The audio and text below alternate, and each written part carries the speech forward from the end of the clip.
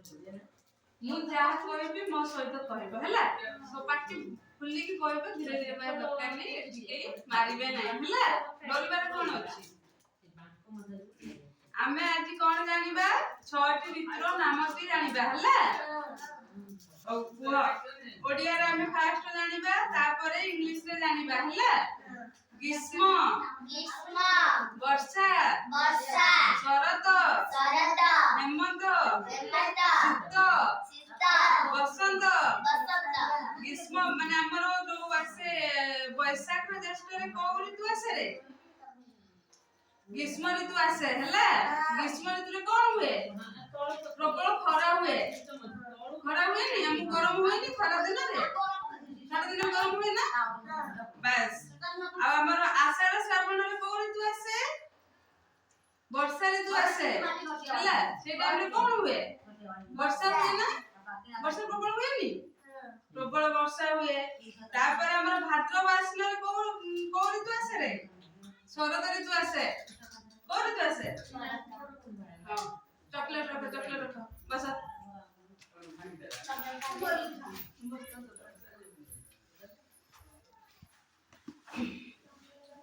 ଆଉ କାର୍ତ୍ତିକ ମାର୍ଗଶିରରେ କୋଉ ଋତୁ ଆସେ କୁହ ହେମନ୍ତ ଋତୁ ଆସେ ହେଲା ଆଉ ପୌଷ ମାଘରେ ଶୀତ ଋତୁ ଆସେ ଶୀତ ଋତୁରେ କଣ ହୁଏ ଏବେ ଆମେ କଣ କରୁଛନ୍ତି ସବୁ ସ୍ୱେଟର ଘୋଡ଼ିକି ଆସୁଛନ୍ତି ନା ଆସୁନାହାନ୍ତି ଆମେ ଅଙ୍ଗନବାଡ଼ି ଆସୁଛନ୍ତି ସବୁବେଳେ ସ୍ୱେଟର ଘୋଡ଼ିକି ଆସୁଛନ୍ତି ଶୀତ ଲାଗୁଛି ନା ବାସ୍ ଆଉ ଆମର ଫାଲ୍ଗୁନ ଚୈତ୍ର ମାସରେ ବସନ୍ତ ଋତୁ ଆସେ ବସନ୍ତ ଋତୁରେ କଣ ହୁଏ ଫୁଲ ଫୁଟେ ସବୁ ଗଛ ମାନଙ୍କରେ ଫୁଲ ଫୁଟେନି ବଉଳ ଧରେ ଯୋଉ ଦେଖିନ ଗାଁରେ କହୁଥିବେ ସ୍ତ୍ରୀ ଲୋକ ବଉଳ ଧରିଛି ଆମ ଆମ୍ବ ଗଛର କୁହନ୍ତି କି ନାଇଁ ଆମର ବଉଳ ଧରେ ଆମ୍ବ ଗଛର ବଉଳ ଧରିଲାଣି ଆମେ ଯିବା ଆମ୍ବ ଗଛକୁ ଆମ୍ବ ଖାଇବାକୁ ହେଲା ସମସ୍ତେ ଯିବା ଦବ ନା ତୁମର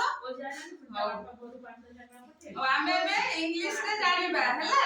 ଗ୍ରୀଷ୍ମ ଋତୁ ଇଂଲିଶ ରେ କଣ କୁହନ୍ତି ସମର ସିଜନ ହେଲା ସମର କୁହନ୍ତି ଆଉ ବର୍ଷାକୁ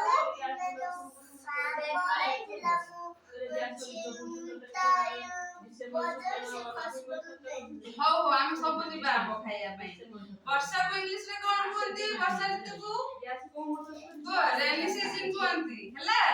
ଆଉ ଶରତକୁ ଆର୍ଲି ଅଟମ୍ କୁହନ୍ତି ଆଉ ହେମନ୍ତକୁ ଲେଟ୍ ଅଟମ୍ କୁହନ୍ତି ହେଲା ଆଉ ଶୀତ ଋତୁ କଣ କୁହନ୍ତି ରେ ୱିଣ୍ଟର ସିଜନ କୁହନ୍ତି ହେଲା କି ବସନ୍ତକୁ ସ୍ପ୍ରିଂ ସିଜନ କୁହନ୍ତି ହେଲା